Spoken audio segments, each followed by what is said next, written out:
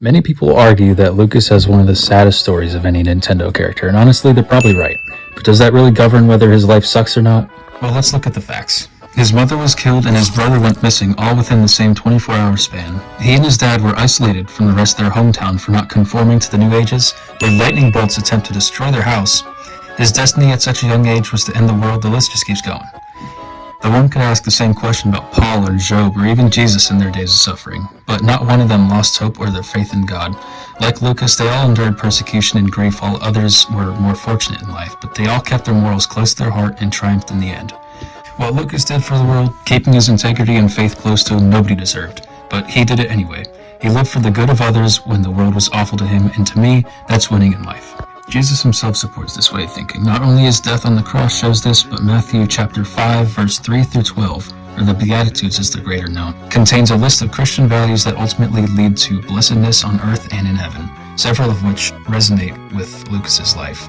Though we as players don't know what Tazmily residents worship pre-facade, whatever it was in a similar way that Christians pray to God. And the humility of doing such a thing is the first step. Blessed is the poor in spirit, for theirs is the kingdom of heaven. And the list goes on from this. Every one of the Beatitudes is something Lucas can relate to. Blessed is those who mourn. Lucas's actions throughout the game are motivated by his grief and betters the world as a result.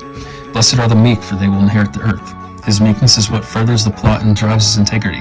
Blessed are those who hunger and thirst for righteousness, for they will be filled. Literally goes against everything in the world to prevent it from destroying itself. Blessed are the merciful, for they will be shown mercy. Blessed are the pure in heart. Blessed are the peacemakers. Blessed are those who are persecuted because of righteousness. It all in some way takes form in his life, and no life is miserable when it is in God's favor. Written by Apostle Paul himself, the same man who continued spreading the good word despite constant tribulations. Not only so, but we also glory in our sufferings, because we know that suffering produces perseverance, character, and character hope. Romans 5, 3-4. In James, whether he was mourning over the death of his relative at the hands of humanity, the lack of faith he had in Jesus, or the tribes being addressed in James 1, 2-3, he goes on to say, "Consider it pure joy, my brothers and sisters, whenever you face trials of many kinds, because you know that the testing of your faith produces perseverance." A list of retellings of this same lesson are found all throughout the Bible. So no, Lucas's life doesn't suck. Mother 3's story might be absolutely heartbreaking, but the key theme of it is finding hope amidst grief. And rather than rotting in your own self-pity like Lucas could have done, lift yourself up, find the light, the one true light, and persevere.